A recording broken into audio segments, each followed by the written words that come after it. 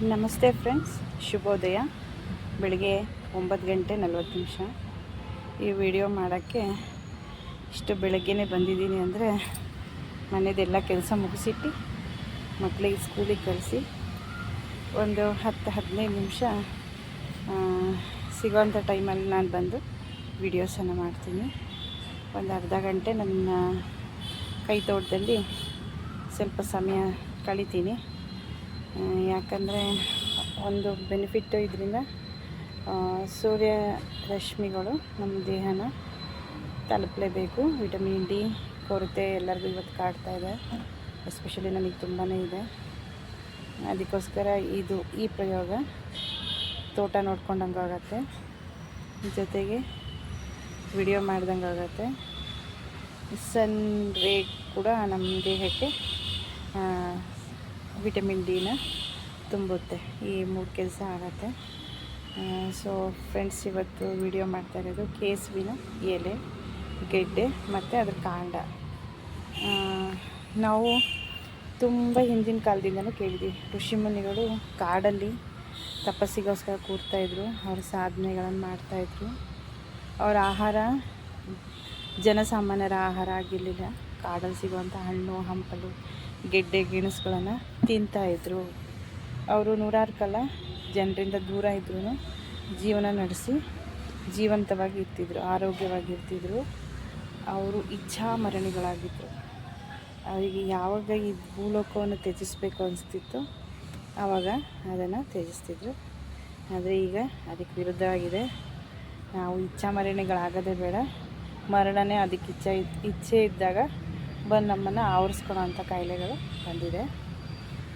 So ನಮ್ಮ ಊಟ ಎಷ್ಟು ಗಟ್ಟಿಯಾಗಿತ್ತು, ಜೀವನ ಶೈಲಿಗೆ ಎಷ್ಟು ಆಧಾರ ಆಗಿತ್ತು, ಮತ್ತು ಮನುಷ್ಯರು ಇವುಗಳನ್ನೆಲ್ಲ ಯಾಕೆ ಬದಿಗೆ ಒತ್ತುದಿದ್ದಾರೆ ಅನ್ನೋದೇ ಗೊತ್ತಾಗ್ತಿಲ್ಲ.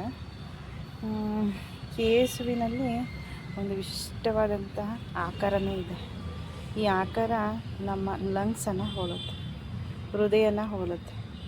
ಇದು ಕೆಲಸ ಹೊರಗಡೆಯಿಂದ ಬರೋವಂಥ ವೈರಲ್ ಫೀವರ್ ಮತ್ತು ವೈರಾಣುಗಳನ್ನೆಲ್ಲ ಇದು ತಡೆಯುತ್ತೆ. ಇದರ ಉಪಯೋಗ ತುಂಬ ವರ್ಷದಿಂದಲೂ ಮಾಡ್ಕೊಂಡು ಬಂದಿದ್ದಾರೆ. ಎಸ್ಪೆಷಲಿ ಇದನ್ನು ಸೌತ್ ಇಂಡಿಯಾದಲ್ಲಿ, ಅದರಲ್ಲೂ ಮಲೆನಾಡು ಪ್ರದೇಶದಲ್ಲಿ ಎಲ್ಲಿ ಮಳೆ ಹೆಚ್ಚಾಗಿರುತ್ತೋ ಅಲ್ಲಿ ನಾವು ಇದನ್ನು ನೋಡ್ತೀವಿ. ಮಳೆ ಹೆಚ್ಚಾಗಿರೋಂಥ ಪ್ರದೇಶಗಳು ತಮಿಳುನಾಡು, ಕೇರಳ, ಮಂಗಳೂರು, ಕರಾವಳಿ, ಸಾಗರ, ಶಿವಮೊಗ್ಗ ಆ ಕಡೆ ಎಲ್ಲ ಇದನ್ನು ಬಳಕೆ ತುಂಬ ಅಂದರೆ ತುಂಬ. ವರ್ಷದಲ್ಲಿ ಒಂದು 10-15 ಸಲನಾದರೂ ಈ ಎಲೆಗಳನ್ನು ಬಳಸ್ಕೊಂಡು, ಕಾಂಡನ ಬಳಸ್ಕೊಂಡು, ಅದರಲ್ಲಿ ಸಿಗುವಂಥ ಗಡ್ಡೆಗಳನ್ನು ಬಳಸ್ಕೊಂಡು ಖಾದ್ಯಗಳನ್ನು ತಯಾರು ಮಾಡ್ತಾರೆ. ನಾವು ಕೂಡ ಅದನ್ನ ಚಿಕ್ಕವರಿದ್ದಾಗ ತುಂಬ ತಿಂದಿದ್ದೀವಿ. ಇನ್ನೊಂದು ಏನಂದರೆ, ತೀರ್ಥಹಳ್ಳಿ ಹತ್ರ ನಮ್ಮಪ್ಪ ಯಾವಾಗಲೂ ಟ್ರಾವೆಲಿಂಗ್ ಮಾಡ್ತಾ ಇರ್ತಿದ್ರು. ಅಲ್ಲಿ ಮರಕೇಸು ಅಂತ ಸಿಗ್ತಿತ್ತು. ತುಂಬ ಅಂದರೆ ತುಂಬ ವಿಶೇಷ. ಅದ್ರದ್ದು ಏನಾದರೂ ಪತ್ರವಡೆ ಮಾಡಿಬಿಟ್ರೆ ತುಂಬಾ ಟೇಸ್ಟಿದ್ದು. ಎಣ್ಣೆ ಬೇಡ, ಜಾಸ್ತಿ ಉಪ್ಪು ಖಾರ ಏನೂ ಬೇಡ. ಆದರೆ ಇದಕ್ಕೆ ಬೇಕಾಗಿರೋದು ಹುಳಿ. ಇದರಲ್ಲಿ ಕ್ಯಾಲ್ಶಿಯಂ ಪ್ರಮಾಣದಲ್ಲಿ ಹೆಚ್ಚಿರೋದ್ರಿಂದ ನೇರವಾಗಿ ತಿನ್ನೋದಕ್ಕೆ ಬರೋದಿಲ್ಲ. ಅದಕ್ಕೆ ಈ ಥರ ಇಲ್ಲಿ ಇದೆಯಲ್ಲ, ಈ ಭಾಗಕ್ಕೆ ಹೆಚ್ಚಾಗಿ ಹುಳಿಯನ್ನು ಸವರಬೇಕು. ಸವರಿ ಬೇಯಿಸಿದಾಗ ಅದು ಬರುವಂಥ ಕೆರೆತ, ಇದರಲ್ಲಿರುವ ಕೆಮಿಕಲ್ನಿಂದ ನಾಲ್ಗೆ ಗಂಟ್ಲಲ್ಲಿ ಬರುವಂಥ ಕೆರೆತ ಕಡಿಮೆ ಆಗುತ್ತೆ. ಒಬ್ಬೊಬ್ಬರು ಒಂದೊಂದು ಥರ ಇದನ್ನು ಖಾದ್ಯನ ತಯಾರು ಮಾಡ್ತಾರೆ. ಇದನ್ನು ಎಲೆಗಳಲ್ಲೇ ಕಡಲೆ ಬೇಳೆನ ರುಬ್ಬಿಟ್ಟು ವಡೆ ಥರ ಸುತ್ತಿ ಬೇಯಿಸಿ ಚಿಕ್ಕದಾಗಿ ಒಗ್ಗರಣೆ ಹಾಕ್ತಾರೆ. ತುಂಬ ಏನಿಲ್ಲ, ಸಾಸಿವೆ, ಹಿಂಗು ಮತ್ತು ಕರಿಬೇವು ಹಾಕಿಬಿಟ್ಟು ಅಷ್ಟೇ ಹಿಂಗೆ ಮಾಡಿಬಿಟ್ಟು ಇಳಿಸ್ತಾರೆ. ಕೆಲವೊಬ್ಬರು ಇದನ್ನು ತುಂಬ ಸಣ್ಣಕ್ಕೆ ಹೆಚ್ಚಿ ಬೇರೆ ಬೇರೆ ಧಾನ್ಯಗಳ ಜೊತೆ ಬೇಯಿಸ್ಬಿಟ್ಟು ಒಗ್ಗರಣೆ ಹಾಕ್ಕೊಂಡು ಊಟದಲ್ಲಿ ಮಾಡ್ತಾರೆ. ಕೆಲವೊಬ್ಬರು ಇದನ್ನು ಇದನ್ನು ಸಾರು ರೂಪದಲ್ಲೂ ಕೂಡ ಊಟ ಮಾಡ್ತಾರೆ. ಮೊಸಪ್ಪೆಲ್ಲ ಮಾಡ್ತೀವಲ್ಲ ಆ ಥರ ಮಾಡಿಕೊಂಡು ಊಟ ಮಾಡ್ತಾರೆ. ಇಲ್ಲಿರೋದು ಕಾಂಡ. ಈ ಕಾಂಡ ಇನ್ನೂ ಸಣ್ಣ ಇದೆ, ತೆಳ್ಳಗಿದೆ, ದಪ್ಪ ಆಗತ್ತೆ. ಇದು ನ್ಯಾಚುರಲಾಗಿ ಇದರಲ್ಲಿ ಬೆಳೆದ್ರೆ, ಜೌಗಿರೋಂಥ ಜಾಗದಲ್ಲಿ ಬೆಳೆದ್ರೆ ಕಾಂಡಗಳು ತುಂಬ ದಪ್ಪ ಆಗಿರುತ್ತೆ.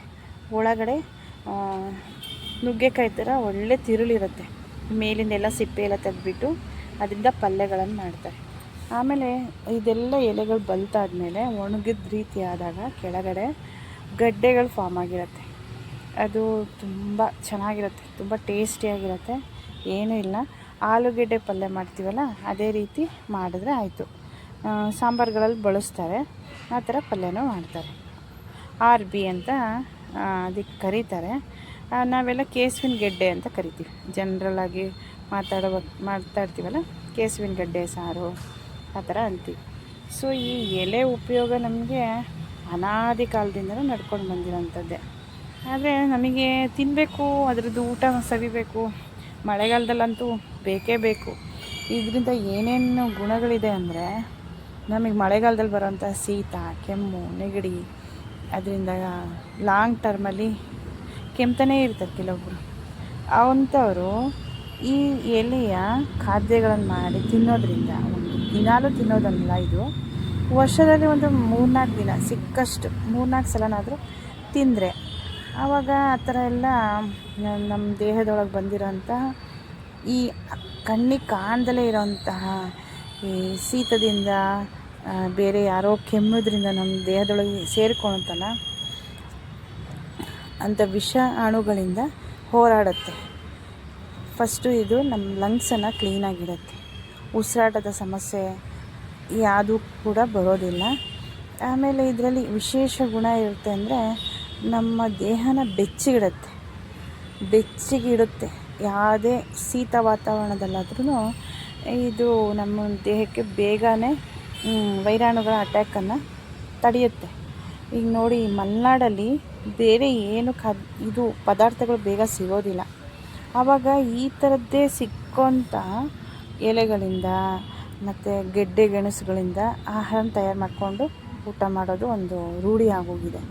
ಅವರಿಗೆ ಈ ಪದಾರ್ಥಗಳಿಂದ ಎಷ್ಟೇ ಮಳೆ ಬರಲಿ, ಎಷ್ಟೇ ಚಳಿ ಇರಲಿ, ಅವರು ತಮ್ಮ ಕೆಲಸಗಳನ್ನು ಸರಾಗವಾಗಿ ಮಾಡ್ಕೊಂಡು ಹೋಗ್ತಾರೆ. ಯಾವುದೇ ರೀತಿಯಲ್ಲಿ ಸ್ವಲ್ಪ ಶೀತ ಕೆಮ್ಮು ಕಂಡ್ರೂ ಅತಿಯಾಗಿ ದಿನಗಟ್ಟಲೆ, ವಾರಗಟ್ಟಲೆ, ತಿಂಗಳುಗಟ್ಟಲೆ ನರಳುವಂತಹ ಪ್ರಮೇಯ ಅವರಲ್ಲಿ ಇರೋದೇ ಇಲ್ಲ. ಅಷ್ಟು ಶೀತ ಇದ್ರೂ ಕಷಾಯಗಳನ್ನು ಮಾಡ್ಕೊಂಡು ಕುಡಿತಾರೆ. ಆಮೇಲೆ ಸಿಗೋವಂಥ ವಸ್ತುಗಳಿಂದಲೇ ತಮ್ಮ ಆರೋಗ್ಯನ ಕಾಪಾಡ್ಕೊತಾರೆ. ಸಿವಿಯರ್ ಆದಾಗ ಏನು ಮಾಡಬೇಕು, ಆವಾಗ ಹಾಸ್ಪಿಟ್ಲ್ಗಳಿಗೆ ಹೋಗಲೇಬೇಕಾಗತ್ತೆ. ಬಟ್ ಪ್ರಾಥಮಿಕವಾಗಿ ನಾವು ಇಂಥ ವಸ್ತುಗಳಿಂದ ಬರೋವಂಥ ಕಾಯಿಲೆಗಳನ್ನು ತಡಿಬೋದು. ಗೆಡ್ಡೆ ಗೆಣಸುಗಳು ನಮಗೆ ತುಂಬಾ ಉಪಯುಕ್ತ. ಅದರಲ್ಲಿ ಕಾರ್ಬೋಹೈಡ್ರೇಟ್ ಜಾಸ್ತಿ ಇದ್ರೂ ಅದಕ್ಕೆ ಕ್ಯಾಲೋರೀಸ್ಗಳು ಕಮ್ಮಿ ಇರುತ್ತೆ. ನಾವು ಅನ್ನ, ಚಪಾತಿ ಇವುಗಳನ್ನೆಲ್ಲ ಉಪಯೋಗ ಮಾಡಿದಾಗ ಕ್ಯಾಲೋರೀಸ್ಗಳು ಸಾಮಾನ್ಯವಾಗಿ ಜಾಸ್ತಿನೇ ಇರುತ್ತೆ. ಆದರೆ ಈ ಗೆಡ್ಡೆಗಳನ್ನೇ ನೇರವಾಗಿ ಊಟದಲ್ಲಿ ಬಳಸ್ತಾರೆ. ಅದರಲ್ಲಿ ಅದ್ರ ಜೊತೆಗೆ ಅವರು ಅನ್ನ ಆಗಲಿ ಮುದ್ದೆ ಆಗಲಿ ಏನೂ ಬಳಸಲ್ಲ. ಇದನ್ನೇ ಪಲ್ಯಗಳನ್ನು ಬೇಯಿಸಿರ್ತಾರಲ್ಲ ಗಡ್ಡೆಗಳನ್ನು, ಅದನ್ನೇ ಒಂದು ಬೌಲಿಗೆ ಮಸಾಲೆಗಳನ್ನೆಲ್ಲ ಹಾಕ್ಕೊಂಡು ಅವ್ರಿಗೆ ಇಷ್ಟ ಬಂದಂಗೆ ತಯಾರು ಮಾಡಿಕೊಂಡು ತಿಂದರೆ ಮುಗೀತು. ಮತ್ತು ಬೇರೆ ಎಲ್ಲ ತಿನ್ನಬೇಕಂತ ಅವಶ್ಯಕತೆಯೇ ಇರಲ್ಲ. ನೀವು ಕೇರಳದಲ್ಲಿ ನೋಡ್ಬೋದು, ಮರ್ಗೆಣ್ಸು ಅಂತ ಸಿಗತ್ತೆ. ಅದನ್ನು ಸೇಮ್ ಇಡ್ಲಿ ಥರ ಬೇಯಿಸ್ಕೊಂಡ್ಬಿಟ್ಟು ಅದಕ್ಕೆ ಸಾಂಬಾರು ಹಾಕ್ಕೊಂಡು ತಿಂತಾರೆ. ಅದೇ ರೀತಿ ಇದು ಕೇಸುವಿನ ಗೆಡ್ಡೆನೂ ಕೂಡ ಬೇಯಿಸ್ಬಿಟ್ಟು ಮೇಲೆ ಒಂದಿಷ್ಟು ಸಾಂಬಾರು ಮತ್ತು ಗ್ರೇವಿ ಥರ ಏನಂತ ಯಾವುದಾದ್ರೂ ಒಂದು ಟೇಸ್ಟ್ ಆಗಿರೋಂಥ ಒಂದು ಗ್ರೇವಿ ಹಾಕ್ಕೊಂಡು ತಿಂದರೂ ಸೂಪರಾಗಿರುತ್ತೆ, ತುಂಬ ಚೆನ್ನಾಗಿರುತ್ತೆ. ಇದನ್ನು ನಮ್ಮ ಪಕ್ಕದ ಮನೆಯವರು ಮಾಡ್ತಾಯಿದ್ರು. ಇವರು ಈ ರೀತಿ ಏನಕ್ಕೆ ಮಾಡ್ತೀರಾ ಅಂದರೆ, ನೀವು ಒಂದು ಸಲ ಟ್ರೈ ಮಾಡಿರಿ ಅಂತ ನಮಗೂ ಕೂಡ ಕೊಟ್ಟಿದ್ರು. ತುಂಬಾ ಚೆನ್ನಾಗಿತ್ತು. ಸೊ ಹಾಗೆ ನಮ್ಮ ಮನೇಲಿ ಇದನ್ನು ನಮ್ಮ ತಂದೆ ಮರ್ಕೇಸು ಅಂತ ತರ್ತಿದ್ರು. ಅದು ತುಂಬ ವಿಶೇಷ. ಸೊ ಆ ರೀತಿ ನಮಗೆಲ್ಲ ಸಡನ್ನಾಗಿ ಇಷ್ಟ ಆಗಿದ ತಕ್ಷಣ ತೊಗೊಂಡು ಬಂದು ತಿನ್ನೋಕ್ಕೆ ಈ ಸಿಟಿಗಳಲ್ಲಂತೂ ಆಗಲ್ಲ.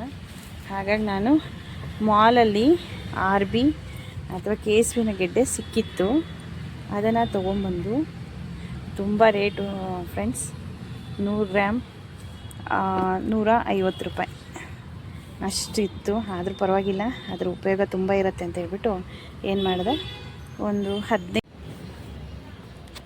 ಆ ರೀತಿ ತೊಗೊಂಡು ಬಂದು ಸಾಕಿದ್ದು. ಈ ಕೇಸುವಿನ ಎಲೆ ಅಷ್ಟು ಪ್ರಮಾಣದಲ್ಲೇನು ದೊಡ್ಡದಾಗಿಲ್ಲ, ಪರವಾಗಿಲ್ಲ, ಒಂದು ಟೈಮಿಗೆ ನನಗೆ ಯೂಸ್ ಆಗುತ್ತೆ. ಈ ರೀತಿ ಬಂದು ನೀವು ಕೂಡ ನಿಮ್ಮ ಮನೆಯಲ್ಲಿ ಪಾಟ್ಗಳಲ್ಲಿ ಸಾಕ್ಕೊಳ್ರಿ. ಇದ್ರ ಉಪಯೋಗ ಅಂತೂ ತುಂಬ ಅಂದರೆ ತುಂಬ ಇದೆ. ಹಾಗಾಗಿ ಈ ವಿಡಿಯೋದಲ್ಲಿ ನಾನು ನನಗೆ ತಿಳಿದಿರೋಷ್ಟು ಮಾಹಿತಿಯನ್ನು ನಿಮ್ಮ ಜೊತೆ ಹಂಚ್ಕೊಂಡಿದ್ದೀನಿ ಫ್ರೆಂಡ್ಸ್. ನನ್ನ ಮಾಹಿತಿ ನಿಮ್ಗೆ ಇಷ್ಟ ಆದರೆ ಒಂದು ಲೈಕ್ ಮಾಡಿ, ಶೇರ್ ಮಾಡಿ, ಸಬ್ಸ್ಕ್ರೈಬ್ ಮಾಡಿ. ಇದರಿಂದ ನನಗೆ ಮುಂದಿನ ವಿಡಿಯೋ ಮಾಡೋದಕ್ಕೆ ಎನ್ಕರೇಜ್ ಆಗುತ್ತೆ. Please friends, thank you.